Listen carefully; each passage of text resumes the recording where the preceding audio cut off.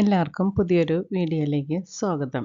ഇന്നത്തെ ക്ലാസ്സിൽ വളരെ ഇമ്പോർട്ടൻ്റ് ആയ ഹരിത വിപ്ലവത്തെക്കുറിച്ചാണ്. PSC പരീക്ഷകളിൽ ഒഴിവാക്കാനാവാത്ത ഒരു ക്വസ്റ്റ്യനാണ് ഹരിത വിപ്ലവത്തെക്കുറിച്ച്. അത് ഉറപ്പായിട്ട് നിങ്ങൾ പഠിക്കണം. ഇപ്പോൾ ഈ വീഡിയോ കണ്ട് പഠിച്ചാൽ നിങ്ങൾക്ക് ആ ഒരു മാർക്ക് നഷ്ടപ്പെടില്ല. അപ്പോൾ അതുകൊണ്ട് നന്നായിട്ട് പഠിക്കുക. നമുക്ക് ക്ലാസ്സിലേക്ക് കടക്കാം.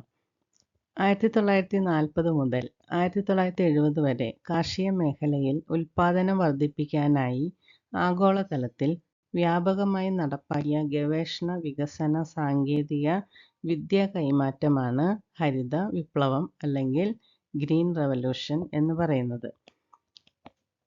1940കളിൽ മെക്സിക്കോയിൽ ഡോക്ടർ നോർമൻ ഇ ബോർലാഗിൻ്റെ നേതൃത്വത്തിൽ നടപ്പാക്കിയ ഈ പദ്ധതിയുടെ സമ്പൂർണ്ണ വിജയം ക്രമേണ ലോകമാകെ വ്യാപിക്കുകയായിരുന്നു. അപ്പോൾ ഈ ഹരിത വിപ്ലവം ലോകത്തിൽ നടപ്പിലാക്കിയത് ഫസ്റ്റ് മെക്സിക്കോയിലാണ്, ഡോക്ടർ നോർമൻ ഇ ബോർലോഗിൻ്റെ നേതൃത്വത്തിൽ. അപ്പോൾ അദ്ദേഹത്തിനെയാണ് ഹരിത വിപ്ലവത്തിൻ്റെ പിതാവായിട്ട് കണക്കാക്കുന്നത്. അപ്പോൾ ഹരിത വിപ്ലവത്തിൻ്റെ പിതാവ് എന്ന് ചോദിച്ചാൽ ഡോക്ടർ നോർമൻ ബോർലാഗ് ആണ്. ഹരിത വിപ്ലവത്തിൻ്റെ പിതാവ് എന്ന് വിശേഷിപ്പിക്കപ്പെട്ട അദ്ദേഹത്തിന് അത്യുൽപാദന ശേഷിയുള്ള വിത്തിനങ്ങളായ സൊണോറ 64, ലർമ റോജോ 64 എന്നീ വിത്തിനങ്ങൾ ഉൽപ്പാദിപ്പിച്ചതിന് 1970 നോബൽ സമ്മാനം ലഭിച്ചു. അപ്പോൾ ഹരിത വിപ്ലവത്തിൻ്റെ പിതാവ് നോർമൻ ബോർലോഗ് ആണ്.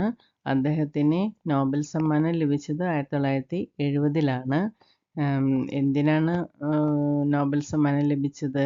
അത്യുൽപാദന ശേഷിയുള്ള വിത്തിനങ്ങളായ സൊണോറ 64ഉം ലർമ റോജോ 64ഉം ഉൽപ്പാദിപ്പിച്ചതിന്.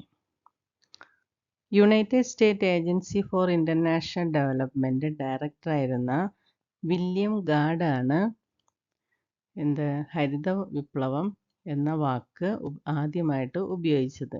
അപ്പോൾ ഇത് PSC പരീക്ഷയ്ക്ക് ചോദിച്ചിട്ടുള്ള ക്വസ്റ്റ്യനാണ്.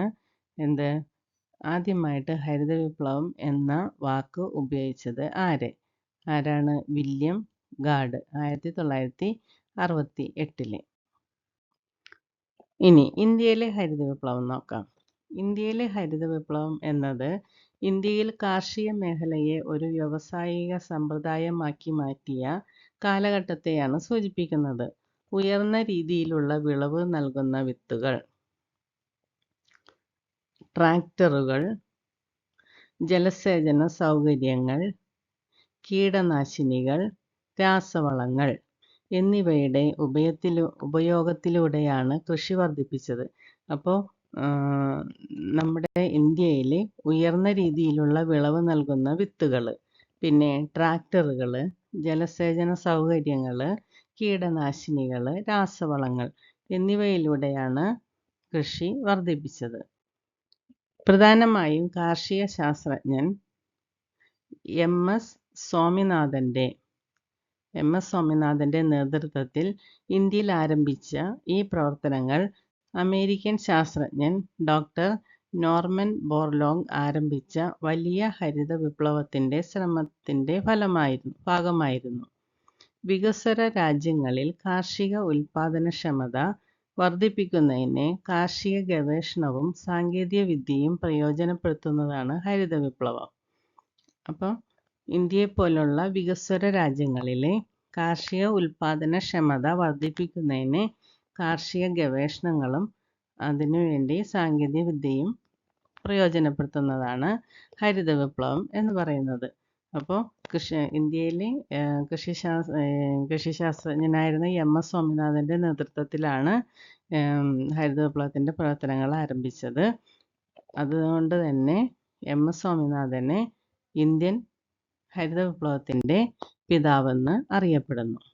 ഇനി കോൺഗ്രസ് നേതാവ് ഇന്ദിരാഗാന്ധിയുടെ പ്രീമിയർഷിപ്പിൽ 1966 ഇന്ത്യയിൽ ഹരിത വിപ്ലവം ആരംഭിച്ചു. അപ്പോൾ 1966 ഇന്ത്യയിൽ ഹരിത വിപ്ലവം ആരംഭിച്ചത്.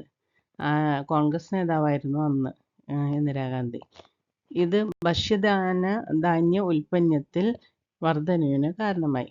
അന്നൊക്കെ ധാരാളം ദാരിദ്ര്യ രാജ്യമായിരുന്നു. അപ്പോൾ ഈ ഹരിത വിപ്ലവം വന്നതോടെ ഗോതമ്പിൻ്റെ ഉൽപ്പാദനം, ഒന്നാം ഘട്ടത്തിൽ ഗോതമ്പും രണ്ടാം ഘട്ടത്തിൽ നെല്ലുമാണ് ഉൽപ്പാദിപ്പിച്ചത്. അപ്പം അതിൻ്റെ ഫലമായിട്ട് ധാന്യ ഉൽപ്പന്നത്തിൽ വർധനവിന് കാരണമായി. ഹരിത വിപ്ലവത്തിൻ്റെ പിതാവ് നോർമൻ ബോർലോഗ്. അദ്ദേഹം അമേരിക്കൻ കാർഷിക ശാസ്ത്രജ്ഞനായിരുന്നു. നോർമൻ ബോർലോഗിൻ്റെ നേതൃത്വത്തിൽ നടന്ന ഹരിത വിപ്ലവം ലോകത്തെങ്ങും കാർഷികോൽപാദനം വൻതോതിൽ വർദ്ധിപ്പിക്കുകയെന്ന പ്രക്രിയയ്ക്കു കാരണമായിരുന്നു. ഇത് ഇദ്ദേഹത്തിന് ഹരിത വിപ്ലവത്തിൻ്റെ പിതാവായി വിളിക്കപ്പെടാൻ കാരണമായി. ഇനി ഹരിത വിപ്ലവത്തിൻ്റെ പിതാവ് MS സ്വാമിനാഥൻ. MS എന്നതിൻ്റെ ഫുൾ ഫോം മങ്കൊമ്പ് സാംബശിവൻ. ഹരിത വിപ്ലവത്തിൻ്റെ ആഗോള നേതാവായിരുന്നു സ്വാമിനാഥൻ. ഗോതമ്പിൻ്റെയും അരിയുടെയും, അപ്പോൾ ആദ്യഘട്ടത്തിൽ ഗോതമ്പും രണ്ടാം ഘട്ടത്തിൽ അരിയുമാണ് ഉൽപ്പാദിപ്പിച്ചത്. ഗോതമ്പിൻ്റെയും അരിയുടെയും ഉയർന്ന വിളവ് തരുന്ന ഇനങ്ങൾ അവതരിപ്പിക്കുന്നതിലും കൂടുതൽ വികസിപ്പിക്കുന്നതിലും അദ്ദേഹത്തിൻ്റെ നേതൃത്വത്തിനും പങ്കിനും ഇന്ത്യയിലെ ഹരിത വിപ്ലവത്തിൻ്റെ മുഖ്യ ശില്പി എന്ന് അദ്ദേഹം വിളിക്കപ്പെട്ടു. 2024 മരണാനന്തര ഭാരതരത്ന അവാർഡിന് അർഹനായി. അപ്പോൾ ഇത് കറണ്ട് അഫയേഴ്സിലും ചോദിക്കാവുന്നതാണ്. 2024 മരണാനന്തര ഭാരതരത്ന അവാർഡ് കിട്ടിയ വ്യക്തി ആരെന്ന് ചോദിക്കാം. അപ്പോൾ MS സ്വാമിനാഥൻ. ഇതോടെ ഹരിത വിപ്ലവത്തിൻ്റെ ക്ലാസ് ഇവിടെ തീരുകയാണ്. Thank you for watching.